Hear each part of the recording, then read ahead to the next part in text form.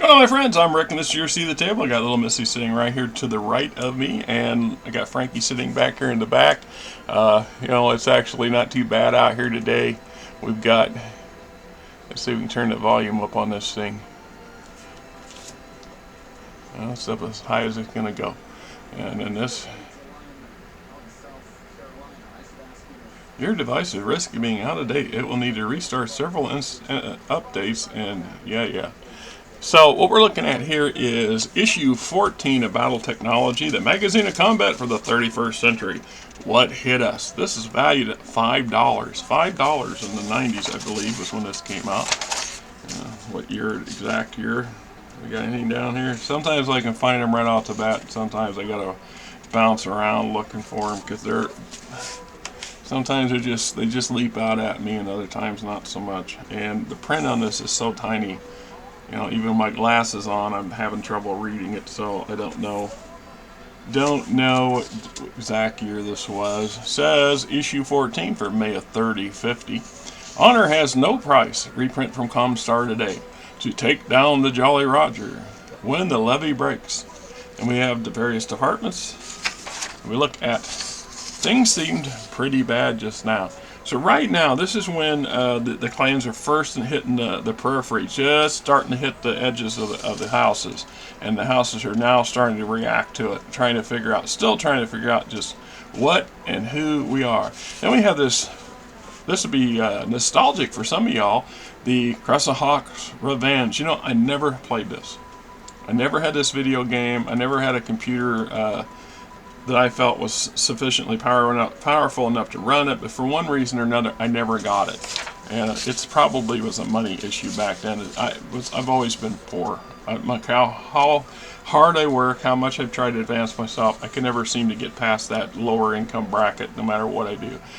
News from the front: the inner sphere is invaded. So you see the various invasion arcs. The Grim Scorecard. Months 1 and 2 of the invasion. Federated Commonwealth has won none and lost 12. Razzlehog has won none and lost 11. Draconis Combine has won none and lost 7. Yeah, see, not so good. Defense Minister's narrow escape. Exercy interview, March 15, 3059. General Christian Mansdaughter, Defense Minister, Free Republic of Razzlehag, aboard the jump ship Joliner en route from. I never understand them. I've never had a lot of success of pronouncing, let alone understanding, the silent letters that find up in certain words. Baptism by fire. Right. Honor has no price. To haul down the Jolly Roger. For the first time that morning, we were on the offensive. And then they wiped us out.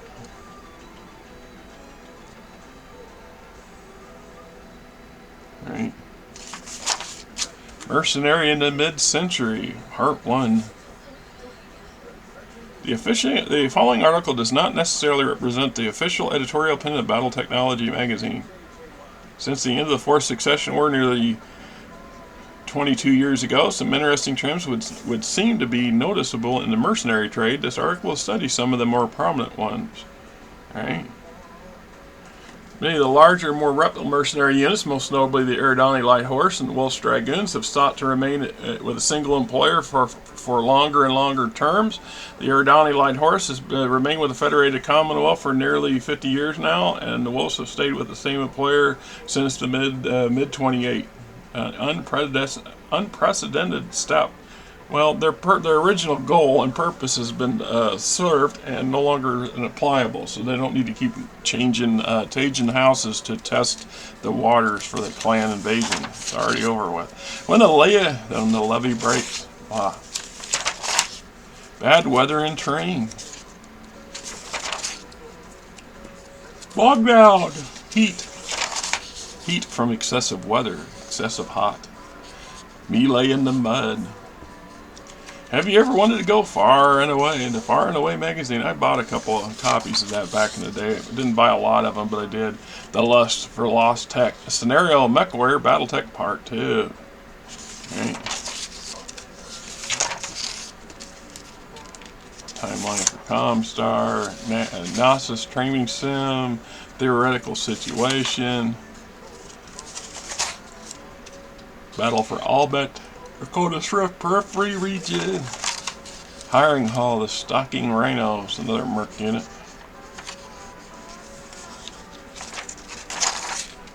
The Roo Scout, 20-ton.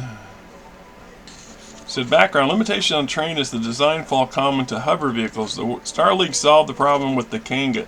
The Roo Scout is designed along summer lines, but uses, as the name implies, is meant for scout units. First designed by NASA to be used as a guerrilla combat vehicle, it proved to be too expensive once its jump jets were added to be produced by by most home planets. At the same time, Recon Department of Field Performance Analysts, blah, blah, blah.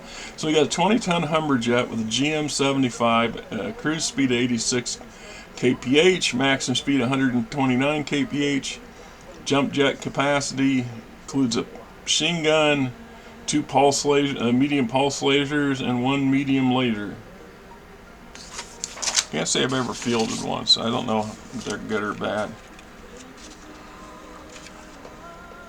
So here, the unit known as the Stalking Rhinos was established on the Steiner World of Galatia, August 11, 3025. 5 former members of Carson's Renegades and 5 former members of the 5 major House was branded together to form a new mercenary unit. They reasoned that the mixture of mercenary and house military experience would give them an edge they needed on the battlefield.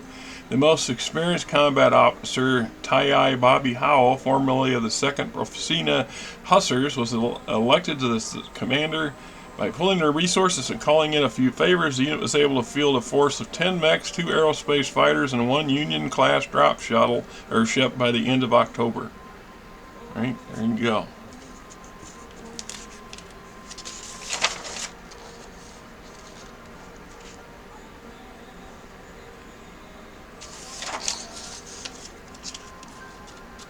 Says here, strength. Stalking Rhinos currently muster 3 full-strength battle mech companies plus 1 battalion command lance for a total of 41 mechs. Combat support is provided by 12 aerospace fighters and accompanying infantry. The infantry is a multi-role unit and trained in spaceboarding actions, VTOL, and jump operations, as well as a standard hover and anti-mech infantry tactics. That's some pretty robust combat units, or infantry, I'm just saying.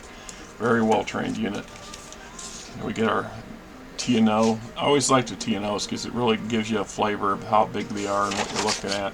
Then we get into technical readout. Zhang Zhang Academy chooses the most perfect assault mech. The 137A Omega A prototype. Kind of looks like a bug. Or an imp. It looks a lot like an imp. 4 large lasers, 6 medium lasers. I always love this stuff. You'd have to zoom in a little bit to see it, but you can tell that there was a typo issue at the last minute before they went to print. They just went in and handwritten medium lasers in here, instead of the expense of retyping or replating a new plate. You know, I don't know how much you know about printing, but back in the day, a lot of this stuff was printed on metal plates. And there's this process that they basically, fuse it to the plate. So you get this negative opposite of the page, the negative. It's in a metal form. It goes around a roller, and then the press feeds paper through, and it's inked up. And then you might have multiple plates representing different color layers too. This is one of the reasons color costs so much compared to black and white. I worked for a brief window in a printing company that produced phone books, so I have a little bit of working knowledge on it. Now this particular issue was another one that stands out for me because it has one of my favorite non-canon mechs in it. And this mech has also showed up before in a Stardate. There's a video somewhere on the channel about the Huntress, devoted specifically to the Huntress. It's worth, if I remember it, I'll link it below so y'all can go find it. But this thing here is a 100-ton assault mech. Artillery! Just look at the damn thing. And we go back to that some of the stuff that we got in the latest generation of quad V's. You know, some of the artwork and stuff for the quad V technology. I saw that and everybody's going, "Oh, this is new," and all I could think of is I kept thinking back of these tread-looking things on these legs of the damn Huntress and thinking, "No, that's not new technology. That's really old technology that's been repurposed." The most perfect assault mech. So this has a pair of thumpers, a thumper on the right torso and a thumper on the left torso. It carries 40 rounds of ammo, has a pair of LRM-10s, and a pair of medium lasers to keep people honest. So at the end of the day, late in the Starlink era, Rebel Industrial Technologies began experimenting with mounting artillery pieces on BattleMech chassis. Huntress is the most successful of those experiments. The Huntress was originally intended to be a fighter and a more mobile mech, but the size and the weight of the thumpers forced designers to use a 100-ton chassis. While not fast, the thumper's far less than... What are you doing, Missy? So here's Missy. Well, you can't see here. I can't read with you sitting there. Yeah, I know. You get down there. So, like I said, I got a whole video on this particular mech by itself. I don't do a lot of mech videos, but this one was worth doing it in my opinion. Yeah, just the idea of these things. I just love the crap out of them. I really wish these had made it into canon. If they did, and if they did make it to canon, somebody tell me it, because I haven't seen any evidence of it. Lost in transmission. Comstar explains an error. For anyone who is curious but afraid or unable to ask or ever tried to write a letter to the editor while avoiding the angry battlemaster, this is for you. Yes, ever since 3040, alarming number of errors and misprints have cropped up in our magazine and our weekly news bulletins. Long we have ignite. Yeah, you're talking about editorial issues. The readers page, Mech Force standings. All right. Games. And Battlescape. I always wanted to have that system. I always wish I had the money and the luxury. Part of the problem was I didn't have the money to justify. The prices of these things are crazy. It was crazy in the 90s. I mean, Jesus. I would love to have it, but the second thing was I didn't have any practical space.